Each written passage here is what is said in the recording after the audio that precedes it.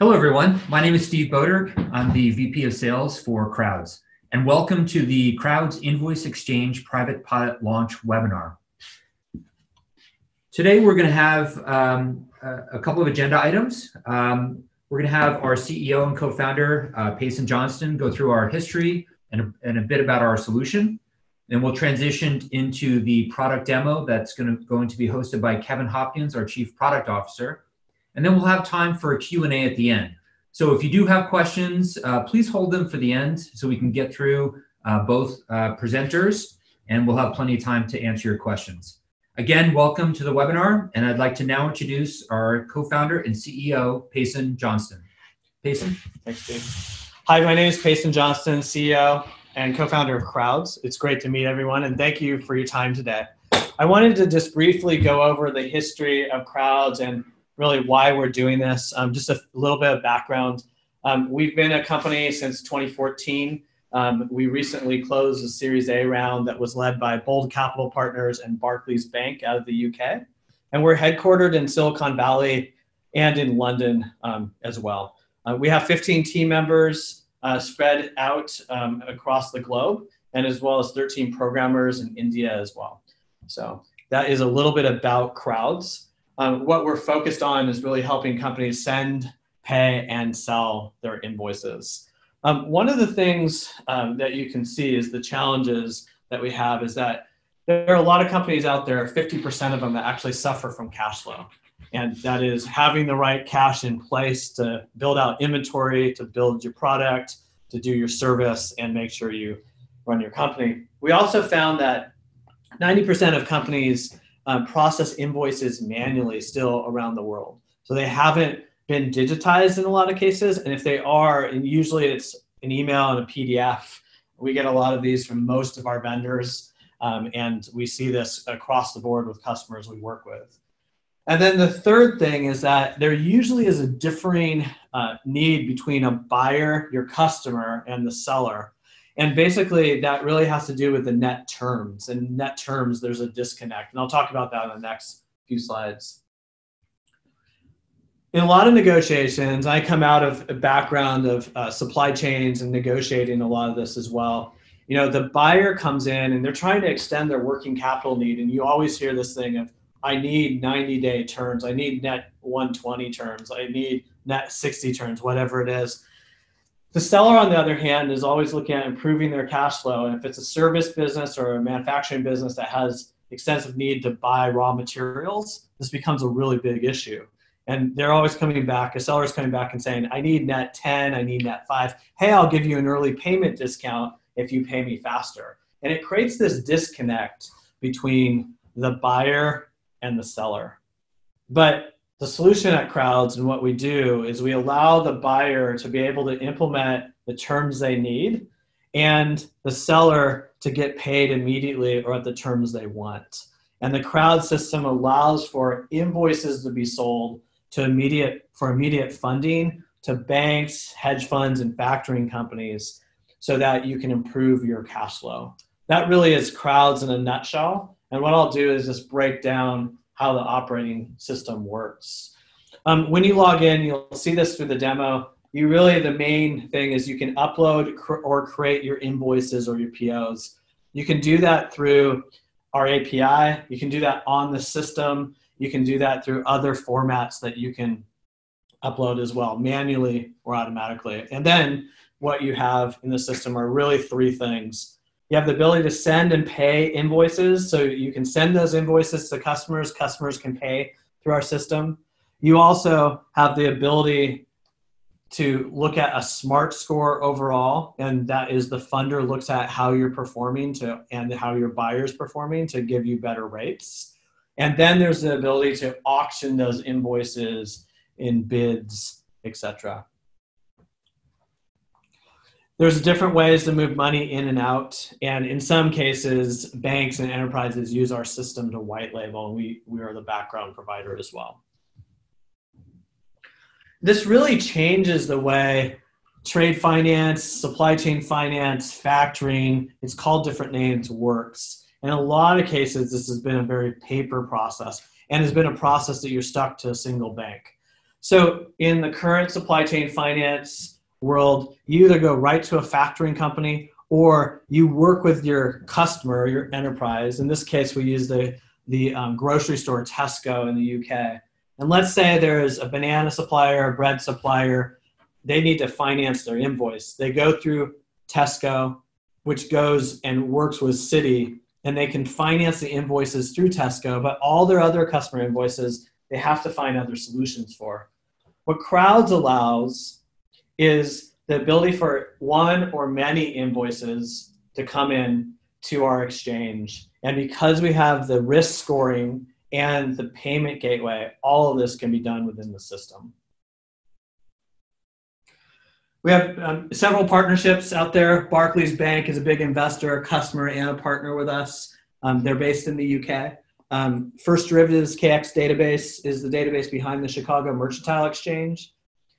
And then we are partnering with Oracle and VMware, and also SIB is a payment provider.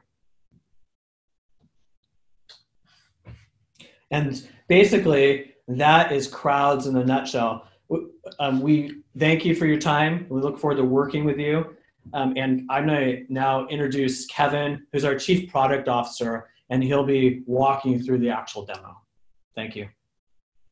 Thanks, Payson. I appreciate that. And we will we'll now turn to the demo portion of the application. If you give me a moment, I'll share my screen.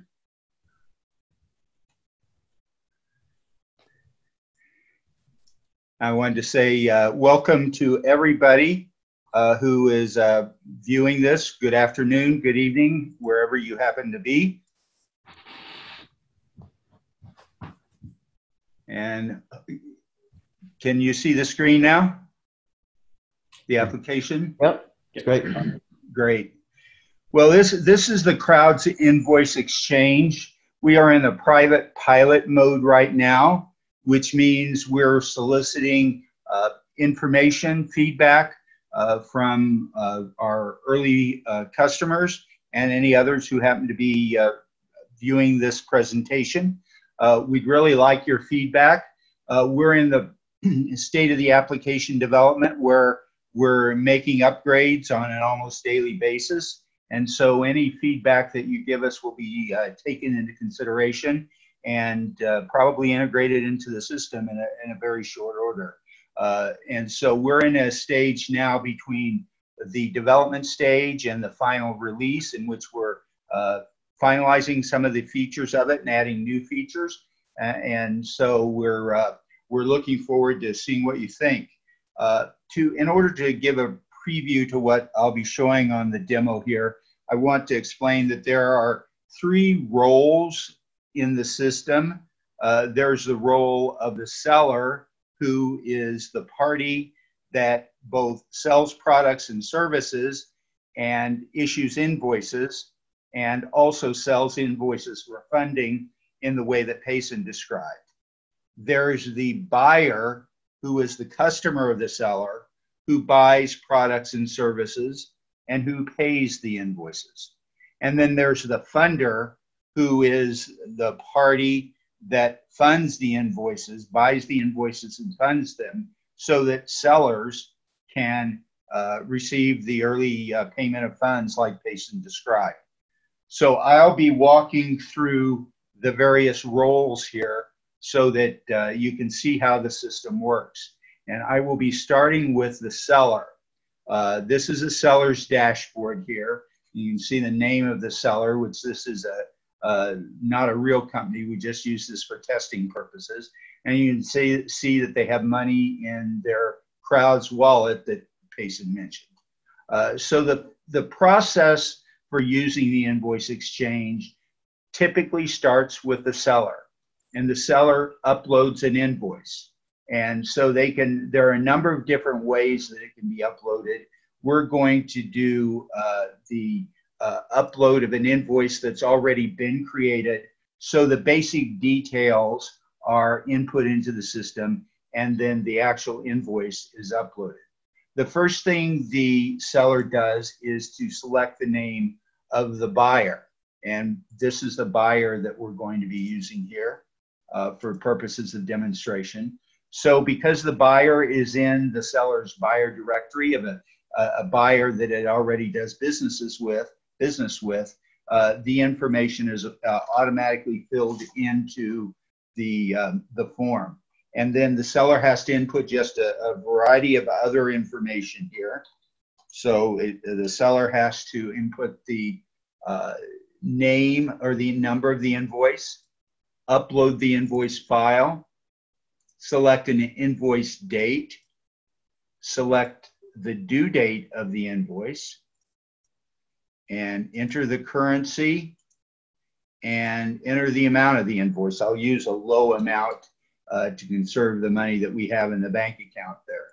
So once that information is input, the seller can then add that to be uploaded. We'll upload another invoice here with the same buyer and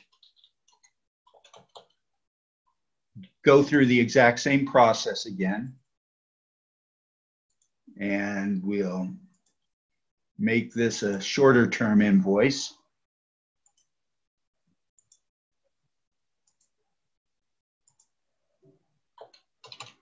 And upload that as well. So we have two invoices that the seller is interested in sending to the buyer. Now, there are two things the sellers can do at this point. The seller can upload the invoices and then send them at a later time to the buyer, or the seller can upload the invoice and send it in one move. What we'll do is we'll upload it to start, and so the invoices are successfully uploaded, and you see they go into the seller's invoice upload table. Now, at this point, the invoices haven't been sent out, but we will now, as the seller, send out the invoice and send out the second invoice. And you can see by moving to here that the invoices, along with a previous invoice, have been submitted. Now, the seller can withdraw the invoice if it wants, meaning it takes it back, and then that invoice goes into the seller's withdrawn table, but we won't deal with that right now. We'll just have the two invoices that were just uploaded. Those have been sent to the buyer.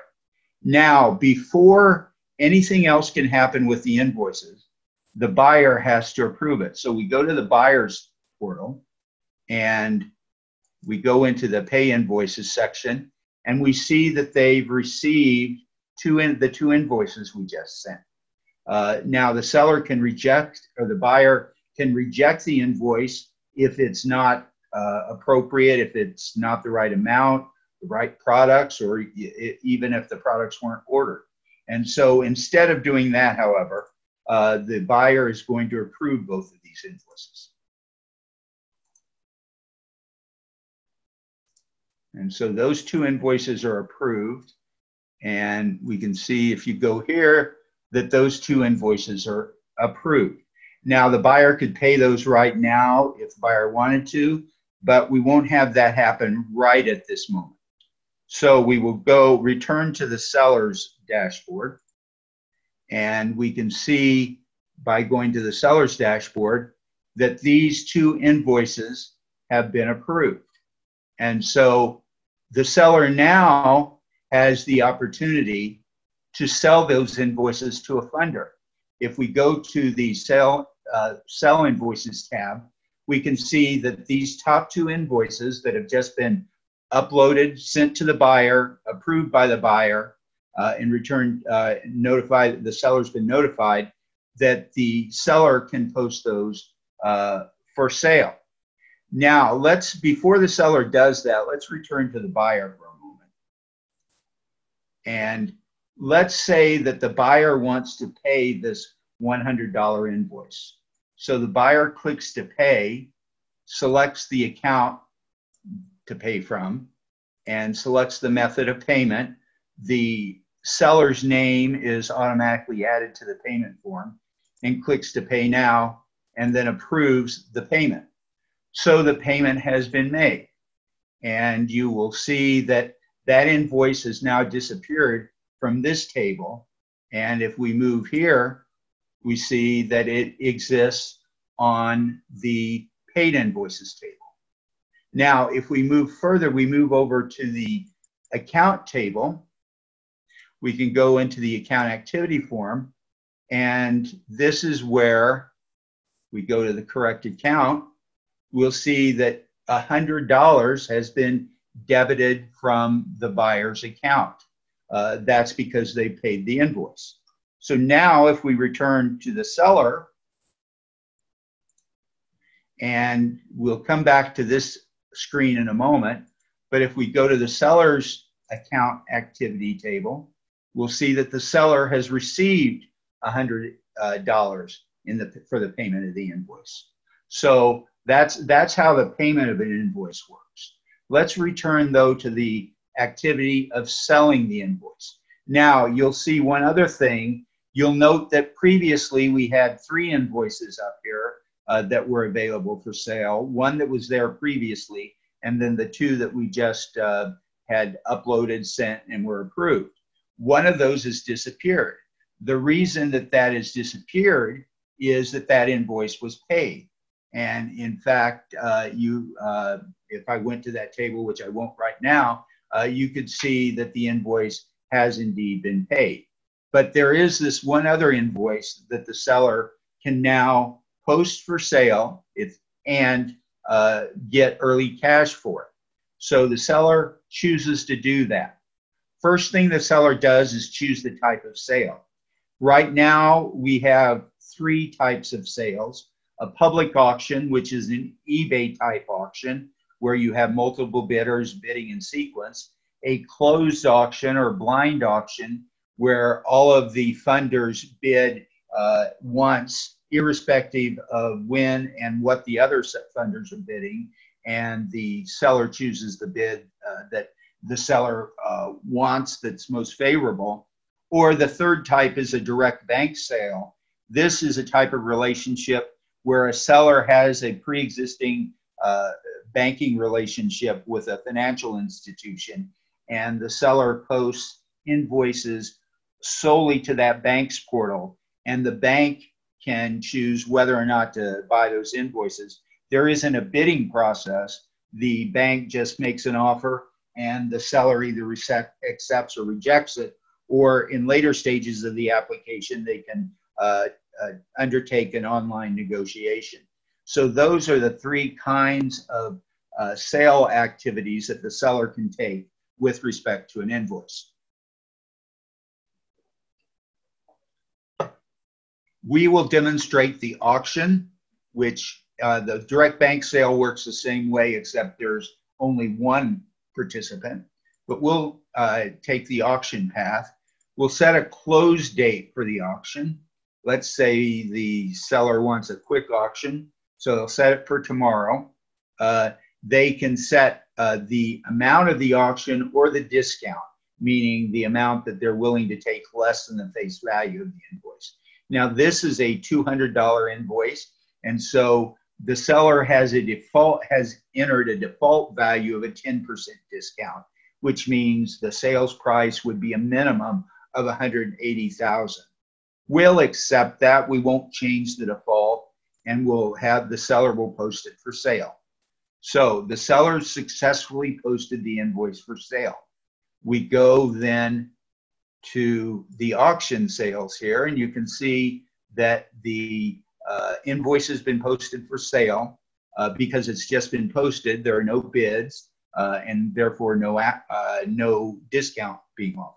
So there's nothing the seller can do at this point but to wait. And so now we turn to the funders. We'll go to one funders portal here, and we go into the available invoices that are available for auction. And you can see that this is the invoice that the seller just posted for sale. There's no high bidder, as we saw, no bids offered. So and we can see here on this particular invoice that the minimum bid is $180,000, $180 rather. So the funder can now decide to bid. So let's say the funder wants to get tricky and bid only $175, even though that's not the minimum. So the seller bids, and their bid is rejected because it's less than the minimum bid. And so the funder has to try again. Let's say this time the funder decides to bid the $180. The bid has been placed successfully. So this funder, if we go back to the seller and refresh the seller's screen, we can see that there's been one bid. And so the seller looks at this and says, well, that's not quite what I was hoping to get. So the seller doesn't take any action at this point. Another funder enters the picture. So we'll go to that funder, and that funder goes to the available invoices for auction. And we see that there is one bid on this latest invoice of 10% discount. So the seller decides, or the funder decides, well, I think I can pay more than that. So the seller decides to offer or to bid $190. And so that bid is placed. And you can see now that the funder in question, the high bid belongs to the seller. It's a 5% discount on that. So that's a considerably better offer for the seller. So the seller goes in and now, refresh the page, sees that there's another new bid, and this one looks like it's a better bid. So the seller goes in and decides that they will accept this bid. And so the bid is accepted. That bid, that invoice disappears from the auction sale and moves into the completed sale, completed auction sales. And you can see here it is. Let me actually need to refresh the page. And so that invoice is right here, the one that was just accepted by the seller. And the seller can go back in if desired and view the bids to see what they were, but the bid has been accepted. So now the funder who made that bid has now been notified that the sale is completed. And there it is right here. The sale has been completed on that invoice. And now the seller has the obligation to fund the invoice. So here's the invoice under the invoices to fund table. The seller decides to fund the invoice, which means to pay the seller, and goes through the same process as we saw before. Funds the invoice, and the invoice has now been funded, as you can see up here at the top. So let's see what happens when we go back to the seller. We can see here that the invoice in question has been funded. And now if we go into the seller's account activity screen, we'll see that they have received $190. So they've given a discount on a $200 invoice of 5%. They've received the $190 or the 95% payment immediately. So that's all that the seller has to do. The seller's work is done. And then we go into the last step. The last part of the process is that when a few days or weeks later, depending on the term of the invoice, or perhaps even months later, the buyer gets a notification that says your invoice is due. And so we go into the buyer's portal and we go into the unpaid invoices, and we have this invoice here that has $200 due on it. So notice that the buyer has to pay the full amount of the invoice. And so what happens here is that the buyer pays the invoice, they select the account and the method. Now this says that the payment is going to the seller because the relationship is retained with the seller. In this particular instance, we'll have a variety of different legal structures that are implemented. But in this case, the buyer decides to pay the seller. I mean, the payment goes to the seller and the payment is approved. We see now that this invoice has been paid. And if we look at the buyer's account activity, for the other account, we'll see that the $200 has been debited from the buyer's account. Now, what we saw was that the money was actually paid to the seller. And so what we're going to do is we'll first look at the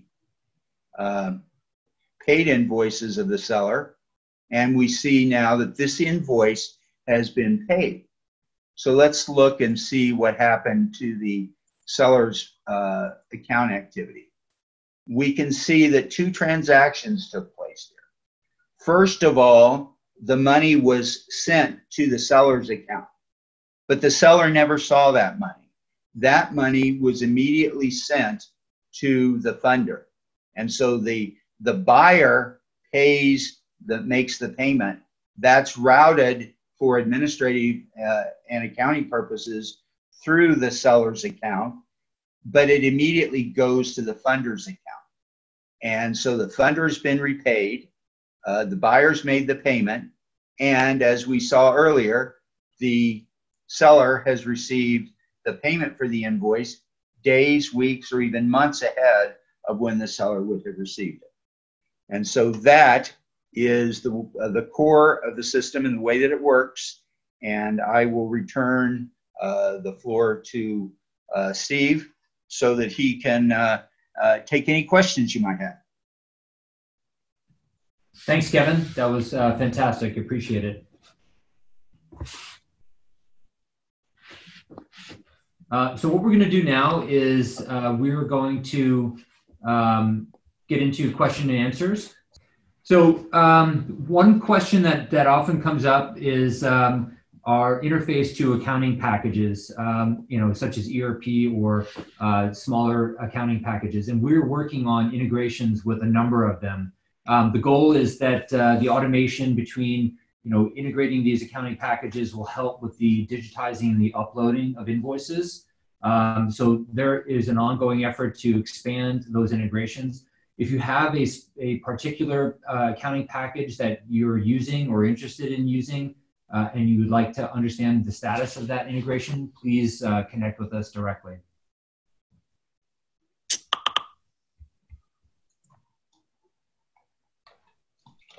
All right, thank you so much. Any other questions on the line? One more question that comes up is what about the funder rates? In traditional invoice factoring, the rates are quite high, but a lot of the rates are going to depend on the credit score and credit worthiness of the actual buyer who's making those payments. So for example, if it's a marquee retail customer like Nike or Gap, those are going to be very credit worthy, so rates will be favorable. But it will all depend on what that looks like and payment history and credit worthiness.